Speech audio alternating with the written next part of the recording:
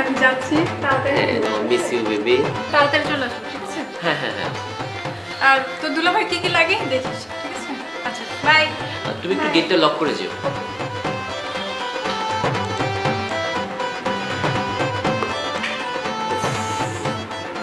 অনেকদিন পর আজকে হ্যাপি মজা হবে।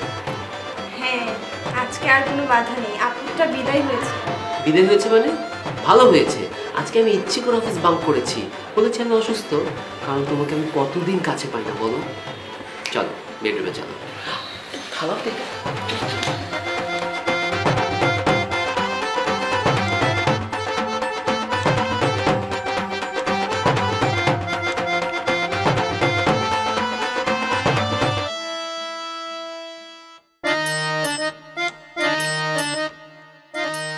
ওহ শিট, চাবি তো আমি ভুল করে উপরে রেখে আসছি।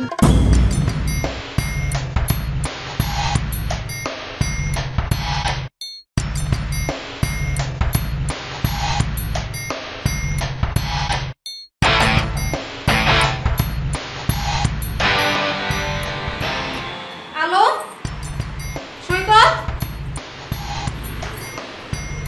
কি ব্যাপার, তুমি এত তাড়াতাড়ি ফিরে এলে? কোনো সমস্যা হয়নি তো? না, কোনো সমস্যা হয়নি, গাড়ির চাবিটা ভুলে ফেলে গেছিলাম। আরে আপু আজকাল যে তোর কি হয়েছে, সব কিছু ভুলে যাস। তোর ভুলে যাওয়ার একটা অভ্যাস হয়ে গিয়েছে। আচ্ছা আলো, তোর ওড়নাটা এখানে পড়ে আছে কেন? ও আপু, আমি তো থালা বাসন ধুচ্ছিলাম, এই কারণে ওনাটা এখানে রেখে গিয়েছি। তো এত তাড়াতাড়ি তোর থালা বাসন তো হয়ে গেছে? আরে হবে না, আমি ওকে হেল্প করেছি তাই এত জলদি হয়েছে। ও একা করলে পারতো, বুঝতে একটা। আচ্ছা এক সেকেন্ড, তোমার এখানে এটা কিসের লাল দাগ?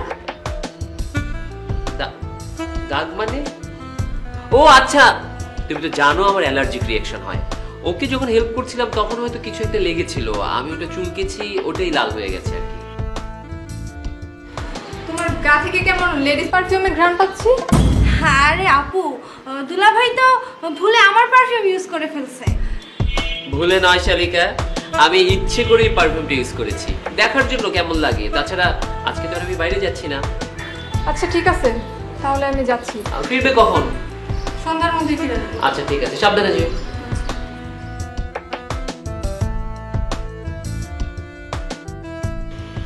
আজকে মরতে মরতে বেঁচে গেলাম। আপু দেখে ফেললে কি হতো? কিছুই হতো না। তুমি ওকে চিনো? ও তোমার বোন হতে পারে, বাট আমার ওয়াইফ। ও একদম বোকা, কিচ্ছু টের পেত না। তার চেয়ে চলো আজকের দিনটাকে আমরা এনজয় করি।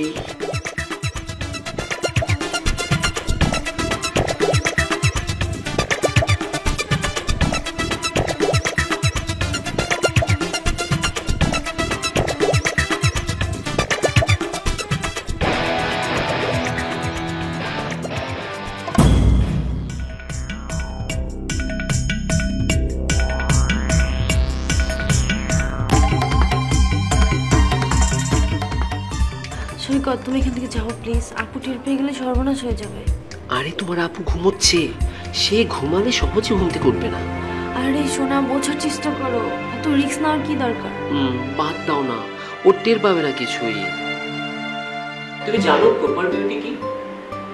এই ধরো তুমি একটু ছোট, গুলুগুলু, কিউটি, অথচ তোমার বোনকে দেখো, মানে এই লম্বা, হাঁটুতে বুদ্ধি, মাথার ভিতর ঘিলু বলতে যে একটা বিষয় থাকার কথা সেটা নাই।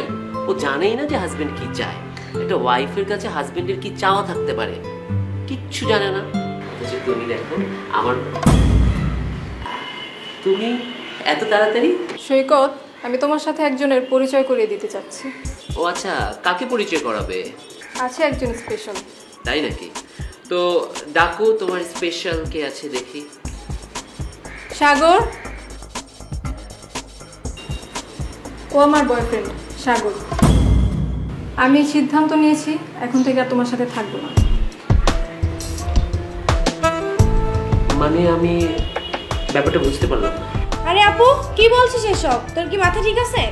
যা সত্যি তাই বলছি, আমি সাগরকে ভালোবাসি আর ওকে বিয়ে করে ওর সাথেই থাকতে চাচ্ছি। তোর মতো বাজে মেয়ের সাথে আমিও থাকতে চাই না। হাজবেন্ড থাকতে যে আরেক পুরুষের সাথে পরকিয়া করে, ছি! দেখেছো দেখেছো আলো, তোমার বোনের অধঃপতন দেখেছো? আমি তো তোমাকে আগেই বলেছিলাম ওকে ছেড়ে দাও, আমাকে বিয়ে করো। তুমি ঢিলামি করেই যাচ্ছ, দেখো এখন কি হলো। কি হয়েছে বুঝলাম না। বোঝনি?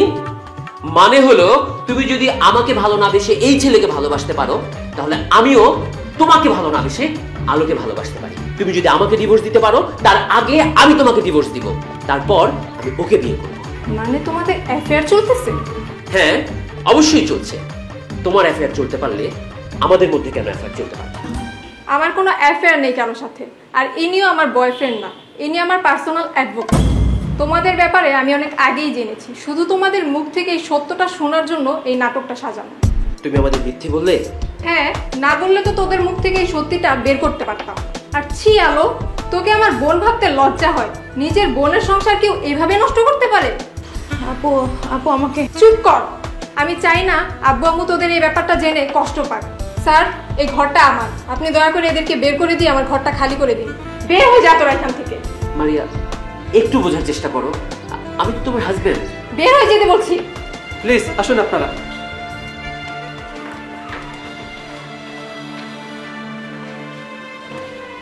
ম্যাম, তাহলে আমি আপনার লিগ্যাল পেপারস এগুলো রেডি করে পাঠিয়ে দেবো।